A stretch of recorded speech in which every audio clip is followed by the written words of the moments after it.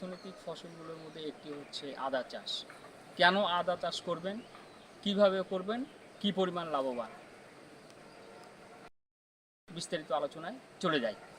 আসসালামু আলাইকুম, আশা করি আপনারা সকলে ভালো আছেন। আমরা ভালো আছি আলহামদুলিল্লাহ। আজকে আপনাদের সামনে যে বিষয়টা নিয়ে আলোচনা করব, আপনারা দেখতে পাচ্ছেন আমি একটি আদা বাগানে দাঁড়ায় রয়েছি। বাংলাদেশে যতগুলো অর্থনৈতিক ফসল আছে সেগুলোর মধ্যে আদা চাষ একটি অন্যতম। আদা চাষে সবচেয়ে বড় যে বিষয়টি সেটা হচ্ছে দুইটা ভাবে আদা চাষ করতে পারবেন।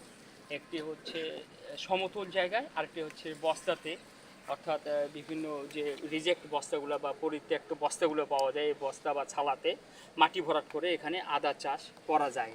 এই বিষয়টা খুবই সুবিধাজনক। আর সবচেয়ে বড় যে বিষয়টি সুবিধাজনক তা হচ্ছে আদা চাষের জন্য আলাদা কোনো জায়গার দরকার নেই। ছায়াযুক্ত জায়গাতে বা আপনার পরিত্যক্ত জায়গাতে আপনার ব্যাগে মাটি ভরাট করে আদা চাষ করতে পারবেন আপনি। এই বিষয়টার জন্য বাংলাদেশে খুব জনপ্রিয় হয়ে উঠছে আদা চাষ। এখন আপনাদেরকে যে বিষয়টা জানাবো তা হচ্ছে আদা চাষের জন্য আপনারা কি কি করতে পারেন। তা হচ্ছে সমতল জায়গা, সবচেয়ে প্রথমে যে বিষয়টা লক্ষ্য রাখতে হবে সেটা হচ্ছে যেখানে পানি মুক্ত, অর্থাৎ পানি নিষ্কাশনের ব্যবস্থা থাকতে হবে এবং জমাটবদ্ধ যেন পানি না থাকে, এই সমস্ত জায়গাগুলো আদা চাষের জন্য আপনাকে নির্বাচন করতে হবে। দ্বিতীয়ত যে বিষয়টি সেটি হচ্ছে যে আপনাকে বাজার থেকে যে আদা বীজ যে সংগ্রহ করতে হবে তা জীবাণুমুক্ত থাকতে হবে।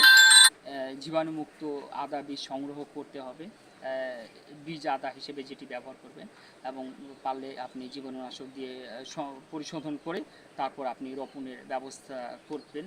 তাতে আপনার গাছের যে চারা গজানোর ক্ষমতাটা আপনার সঠিক হবে বা উপযুক্ত হবে এবং পরবর্তীতে রোগ বালাই হওয়ার সম্ভাবনা কম হবে।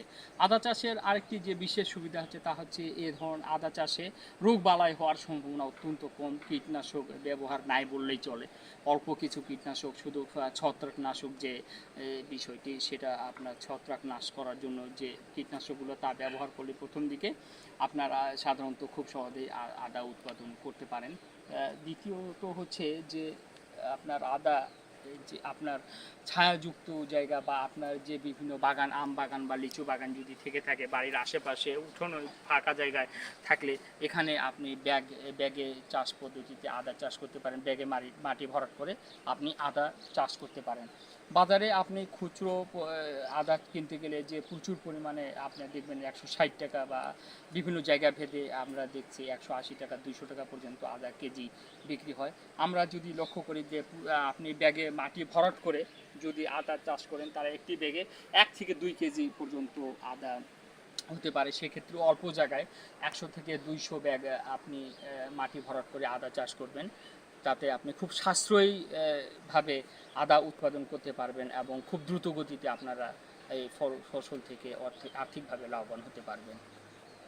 আমরা একজন সরাসরি আদা চাষের সঙ্গে কথা বলি, আমার এক ছোটো ভাই যিনি যে আদা চাষের সঙ্গে জড়িত।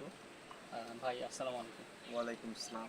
ভাই কতগুলো ব্যাগে আপনি আদা এখানে চাষ করেছেন? এখানে মোটামুটি প্রায় 400 ব্যাগের মতো আদা আছে, 400 ব্যাগ।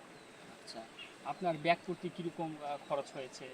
প্রতি ব্যাগ প্রতি 20 থেকে 30 টাকা খরচ হয়েছে। অর্থাৎ ভাই বলছে যে ব্যাগ প্রতি আপনার মাটি ভর থেকে নিয়ে ব্যাগের মূল্য সব কিছু মিলে আপনার 25 থেকে 30 টাকার মতো খরচ হয়েছে। আপনি সাধারণত এই আদা যে ব্যাগে প্রতি ব্যাগে কতটুকু আদা আপনি পান প্রতি সিজনে? প্রতি ব্যাগে প্রায় 1 থেকে 2 কেজি আদা আমি পাই, উত্তোলন করি।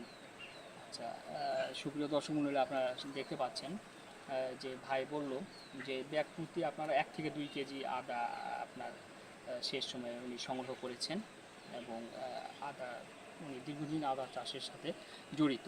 আরেকটি বিষয় যে যারা আপনারা মুরগির ফার্ম অথবা আপনার ডেইরি ফার্ম বা ক্যাটেল ফার্মের সঙ্গে যারা জড়িত তাদের ফার্মের আশেপাশে আপনারা এই ব্যাগ পদ্ধতিতে আদা চাষ করে আপনারা ফার্মের পাশাপাশি আপনার আরেকটি আয়ের উৎস হিসেবে এটি গ্রহণ করতে পারেন। এবং আপনারা যেহেতু এই আদাতে কোনো ধরনের আপনার কীটনাশক ব্যবহার করা খুব কম, বলতে গেলে কীটনাশক ব্যবহার করা লাগে, এজন্য আপনারা অধিক হারে লাভবান হতে পারবেন। এইটুকু বিষয় আপনাদেরকে জানানো দরকার ছিল।